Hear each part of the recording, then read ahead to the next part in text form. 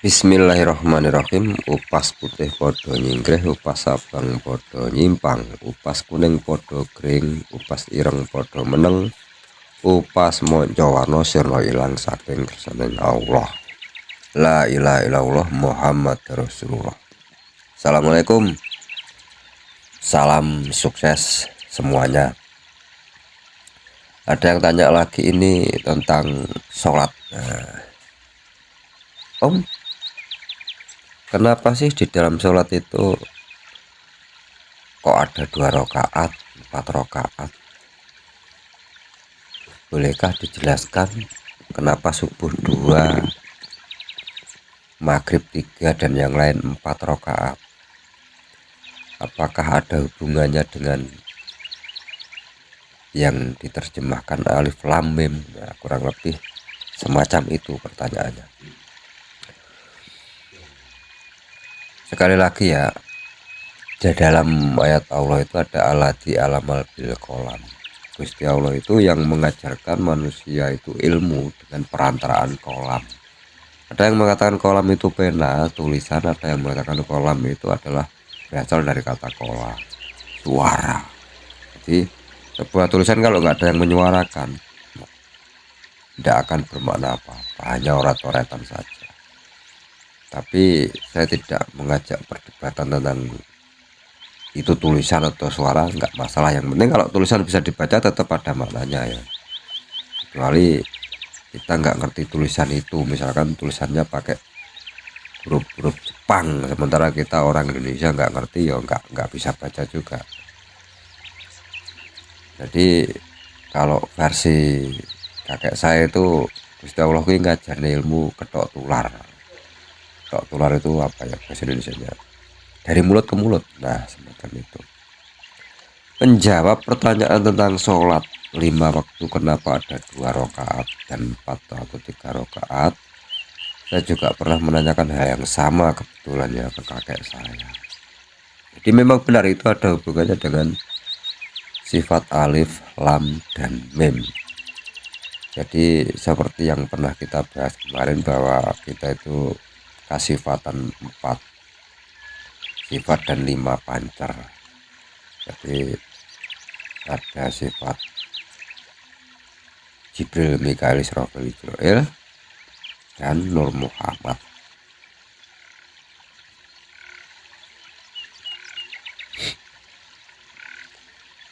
Seperti yang pernah kita bahas, sifat Jibril, Mikail, Israfil, Israel itu dalam bahasa nafsu mutmainah, sofiyah, halwa, maha marah, atau sifat sadar atau ingat, sifat akal, ingin, dan tega.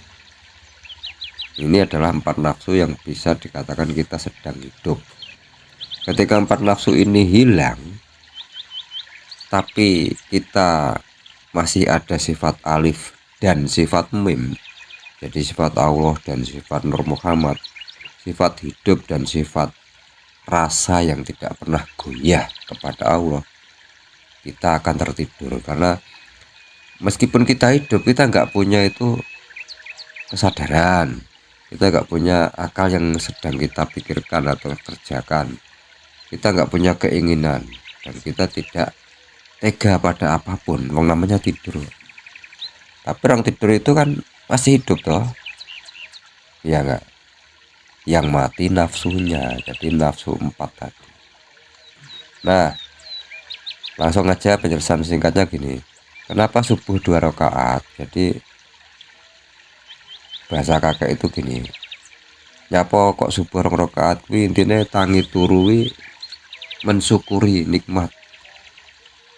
Jik enek jik kanggonan kasifatan alif dan sifat mim, kasifatan sifat Allah atau hidup dan Nur Muhammad, rasotan kenalin Allah. Nah, bahasa Indonesianya,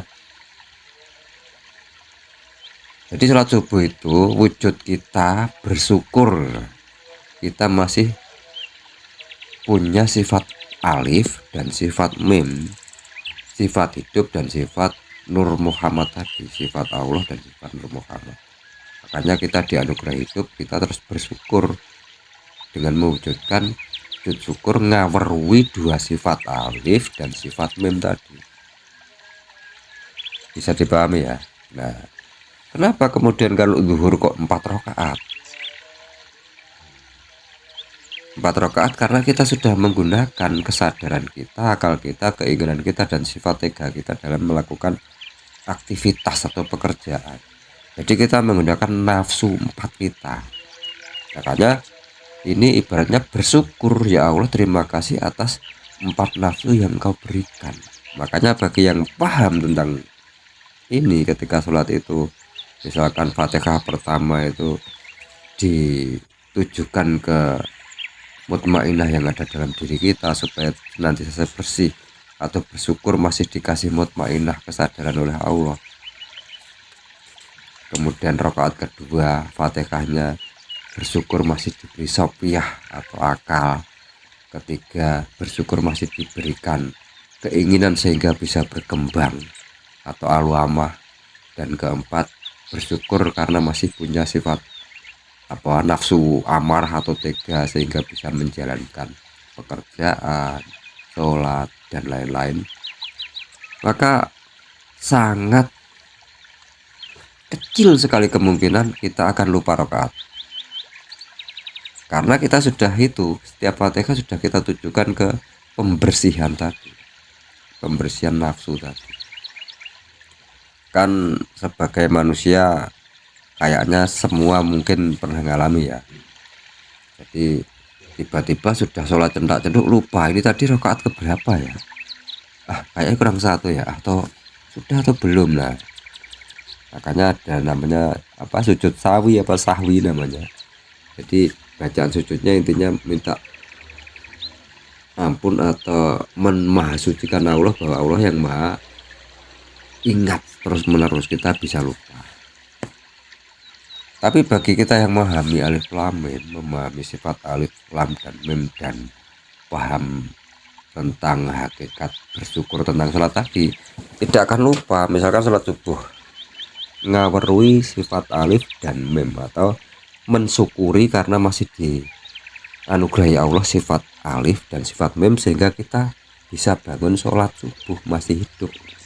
Maka rakaat pertama kita baca Fatihah ditujukan sifat alif, kita bersyukur, alhamdulillah masih Engkau paringi, masih Engkau kasih saya itu kehidupan atau sifat Engkau yang maha hidup.